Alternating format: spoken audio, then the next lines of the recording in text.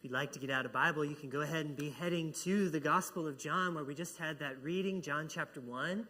That's where we're going to be spending some time this morning. I'm looking forward to sharing with you on this subject. So we start a new series today. So if you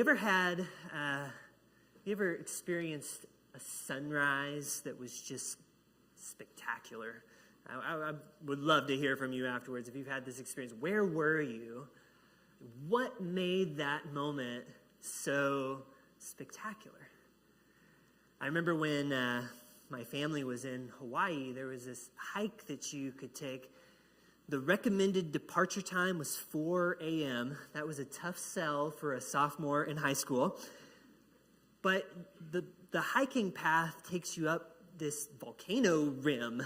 When you get up to the volcano rim, you have what's essentially almost like a panoramic view of where the water meets the shore on this little island. And of course, at 4 a.m., everything is dark. But when that sun starts to rise, it's amazing how the whole view just is suddenly bathed in light.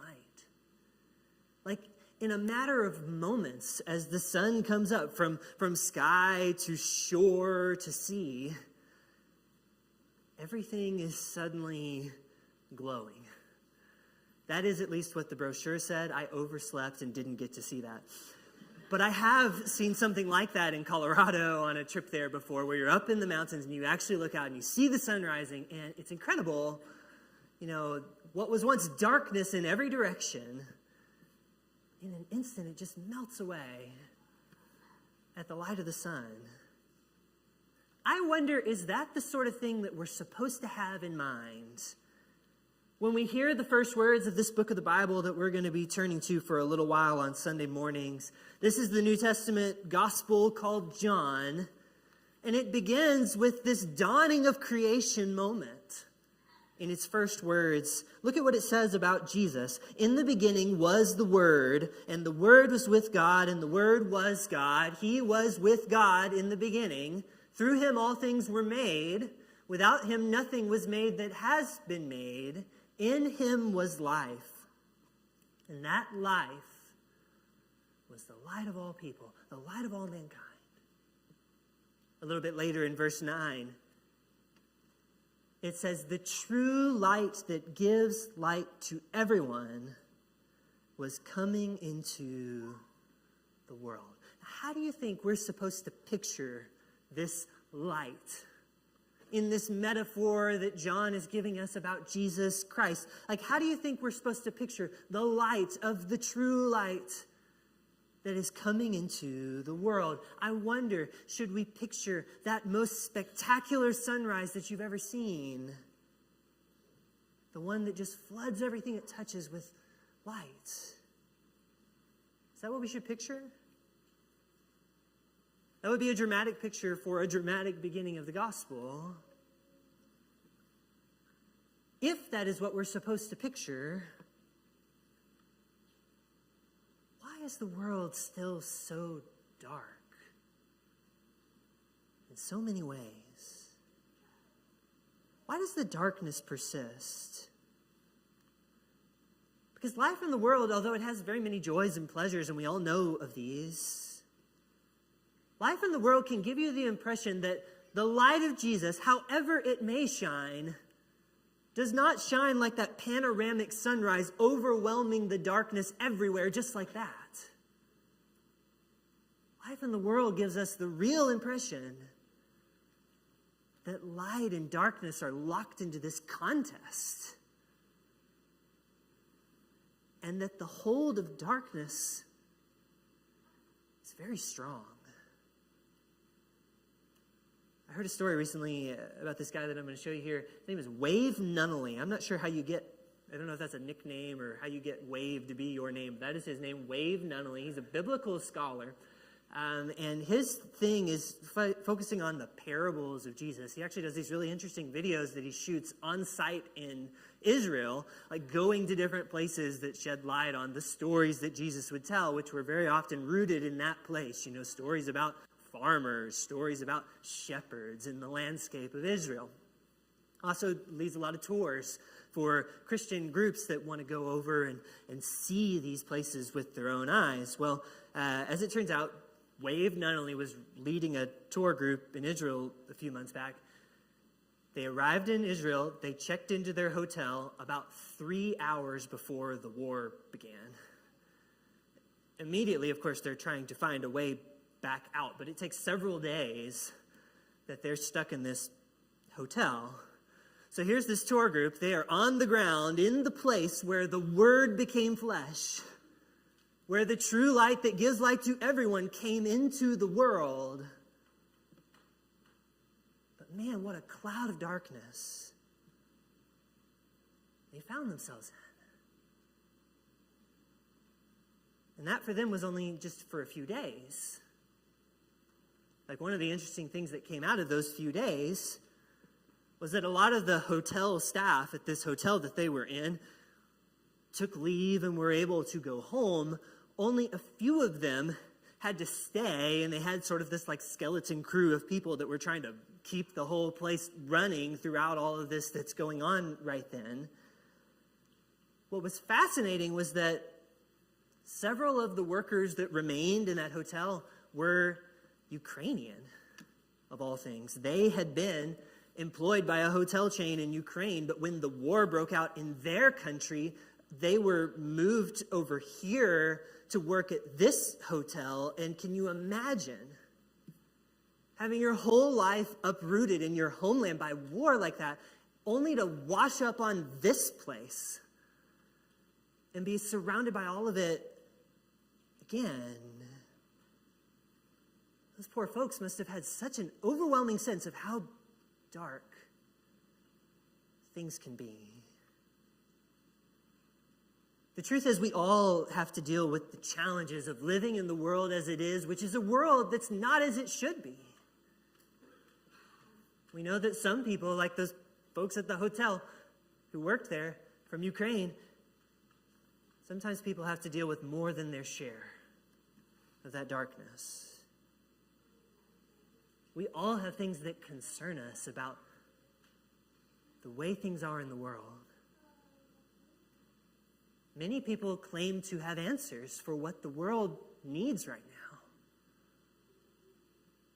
What do the scriptures say about that? What does a Christian perspective really look like for what the world needs now? That's going to be the subject of our series. And that is why we have turned to the pages of the Gospel of John, because John, of all the books in the New Testament, may have as much to say about this as anything. John, at least, has the most to say about the world. He talks a lot about the world in those terms. And John gives us some important reminders about how to live in a world where there is both darkness and light. One of those reminders is that God loved this world so much that he would give his only son for its sake. John also offers some critiques of the world as it is, when things are not as they should be, and John paints a picture of what the world needs right now. So with each lesson, we're going to be looking at a little more of this picture as it comes into view in John. You can't get hardly 4 or 5 verses into the gospel before you find John's first answer to this question here about what the world needs. John says that the world on its own can be a pretty dark place. And what the world needs is light. And this is why God sent Jesus. This is part of the reason why he came to the world that he had made. This is the first reason that John gives us for why Jesus came into the world. You know, some of us, if you are familiar with John chapter 1, and if I were to ask you, like, what is the word picture, what is the metaphor that this chapter uses to talk about Jesus? I would probably say this is where we talk about Jesus being the Word, right? In the beginning was the Word, and the Word was with God, and the Word was God. It talks about how the Word became flesh and dwelt among us, and that's very much true. But after those opening verses, the focus of this chapter really shifts even more so to this about Christ's nature.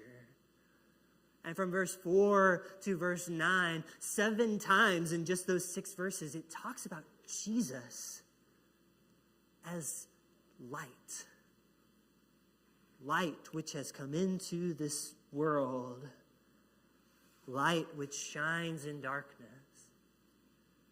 This is the good news it's giving to us. The world needs light. God sent himself to bring it. That's really good news.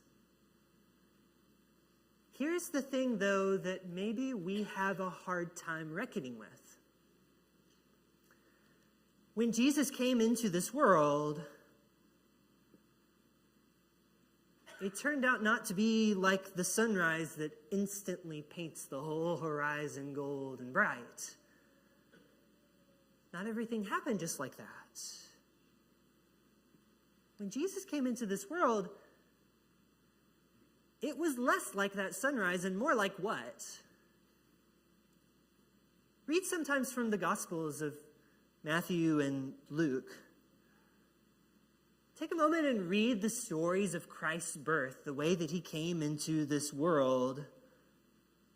One thing that you'll find is that when the true light that gives light to everyone came into the world, it was in many ways more like a candle flickering in the wind than a panoramic sunrise. Sometimes we still feel like that today. Sometimes we still feel the weight of the fact that the light of Jesus is flickering in the darkness. We want it to overtake it all. Yet, this is the way that God chooses to enter the world. Like that candle flickering in the dark. Why is that? Why does he come to us in this way? Another story that I heard recently was about this young man. I'm going to show you a picture of him too. His name is Maui Askadam. Maui's a devout Christian. He was also a graduate of Harvard University. He was asked to give the commencement speech at his graduation, which was amazing because he came a very long way to get to that point. He was born in this small village called Tigray in Ethiopia. And it was the kind of place where smaller tribes of people still cluster together and operate together. And this was a time of war when he was born between those different tribes. Maui's father was something like a doctor in that environment. And things got to a point where one of the tribes was telling the Maui's father that if he helped anyone from the other tribes, if he dealt with their injuries and illnesses, that they would harm his family. So they had to flee for their life. And Maui's father fled to Sudan. He told his wife and family to come find him there. They didn't have cell phones. They had 3 children in the family. Maui was 4 years old at the time. They made part of the journey on camels. They made a lot of the journey walking. Maui remembers the feet of an older man who was also fleeing and how they were bleeding from all the walking. By the grace of God, they found his father in Sudan. By the grace of God, they were able to find their way to America and find asylum here. They lived a year in a camp. But then Maui was enrolling in kindergarten. School outside Chicago. And his story was in a whole new place. Isn't it remarkable that when the light, the true light of Jesus came into the world, it was something like that? From Matthew chapter 2, after Jesus' birth, behold, an angel of the Lord appeared to Joseph in a dream and said, "Rise, take the child and his mother and flee to Egypt and remain there until I tell you, for Herod is about to search for the child to destroy him. And so Joseph rose and took the child and his mother by night, and they departed to Egypt. They journeyed miles through desert, maybe on the back of an animal, maybe by foot, with an infant, to Egypt to narrowly escape the violence that comes from the darkness in this world. And this is how the true light that gives light to everyone burst upon the scene. Does that tell us something? Do we learn anything about God and about this light from the way that it comes into the world? It tells me something. It tells me that the light of the world is not easily put out. The light of the world is not easily extinguished. We need to know this fact.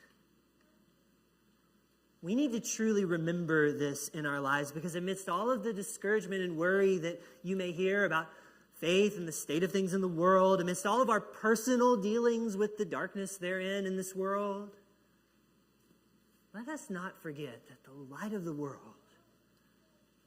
cannot so easily be quenched. For the light shines in the darkness, John says. Darkness has not overcome it. That matters to us. This light continues to shine in this world, and it shines for all people, so that all people might have the opportunity to become children of God by faith. I think at times it will take faith on our parts to continue believing that Jesus is what the world needs now. Part of why it takes faith on our part is because we do continue to see and be discouraged by darkness in this world. You know, Jesus taught us to have faith not in what we see, but in what God promised will be. That's where Jesus taught us to place our faith. Remember that story that Jesus told about the little mustard seed? Matthew chapter 13, and some of the other Gospels tell it too. Those little mustard seeds, you hold them in your hand, all you see is just these very little tiny seeds planted in the earth. And in time, it grows and grows large enough that the birds of the air can come and make their nests in its branches. It's a beautiful teaching about the difference between what we see and what God promises will be. One thing I didn't realize about this story until recently, with that last part about the birds of the air coming and nesting in the branches of this little seed that has grown up into a plant that can be a house for all these birds. I never realized that that was actually a quote from the Old Testament. Do you know that? This gets mentioned twice in the Old Testament. One time it's used in Ezekiel, and it's talking about this nation on the rise called Assyria. They're small now, but Ezekiel says they're going to grow up like this mighty tree, and the birds of the air will nest in its branches. And what do you know? For the next 100+ years after Ezekiel, that is the power that conquers the world, the Assyrians. The book of Daniel says the very same thing about Persia, and one of those dreams that Nebuchadnezzar has, and talks about this nation. They're small now, but they're going to rise up and be this great big tree, and all the birds will nest in its branches, and when you know it, that ends up becoming the conquering power of its day. Here Jesus says about God's kingdom, it's like that. It starts out so small that you could easily miss it. And it's going to take time to show itself. But it will outlast and outlive all the other things of this world. So you cannot judge it by what you see. It takes faith in what God has promised it will be. Isn't it the very same thing with the darkness of this world and the light of the world? Jesus may have entered the world as this tiny spark, an infant born in the place where they keep the animals, raised on the run, surrounded by darkness, threatened at every side. Even now, we still may look at the world and it feels like that to us. But what God has promised will be is not just a flicker. What God has promised will be is a panoramic sunrise. Because of the tender mercy of our God, the dawn from on high will break upon us to shine upon those who sit in darkness and in the shadow of death, to guide our feet in the way of peace. What a promise about the way things one day will be. It takes faith to hold on to that promise. I'm going to close with this. Issue a challenge for this week. If what the world needs now is light, the light of Jesus, what does that mean for you in the way that you live this week? Think about that mustard seed that grows into a tree, and think about that flicker, the small beginnings of great things. It's worth remembering that Jesus didn't only call himself the light of the world. That's what he says in John, I am the light of the world, and we're actually going to come back to this subject next week and dig a little deeper into what that really means. But Jesus also said that very same thing. He just didn't say I, he said you. In the Sermon on the Mount, you are the light of the world. So how will you bring light to the world this week? Earlier, I was telling you that story about the Christian tour group that was stuck in the hotel in Israel, and lo and behold, they find that some of the people that are left working there have come all the way from Ukraine, and then they find themselves here and all of that. There's a little more to that story, too. What I love about that story is that that little tour group did not stay a tour group for very long. In fact, they didn't really do much touristy things to speak of. But even though they were only in Israel for the shortest possible time, they became something of a mission group, something of a service group for those few days. When things died down enough for them to move around a little bit, they got out and helped clean up the damage at the synagogue and in the streets. They even pitched in at the hotel. Some of them were the ones that were taking out the trash from rooms. Some of them were there in the kitchen helping to put out meals to people who probably couldn't get it anywhere else. They served. And in that little flicker of a way, I think they shined. Here's some people that had come a long way to walk in the footsteps of Jesus. And it turns out they got to. Because the Son of Man came not to be served, but to serve, and to give his life as a ransom for many. That's how Jesus shined. And that's how he became both our example and also what the world really needs right now. Maybe this speaks to you today. Maybe we can be inspired by the example of Jesus and the way that he shined through serving, so that we can do that one small thing you can do to be the flicker of light in the place you can reach in the darkness.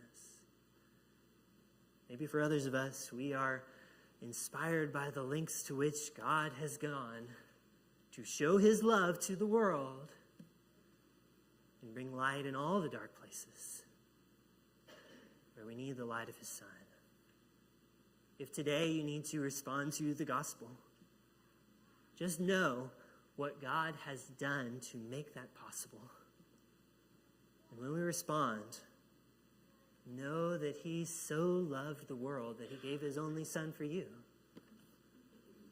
If you need to be baptized today in recognition of that fact and repentance of sin, to be washed clean, to be made a light in this world, I want to give you the opportunity to do that.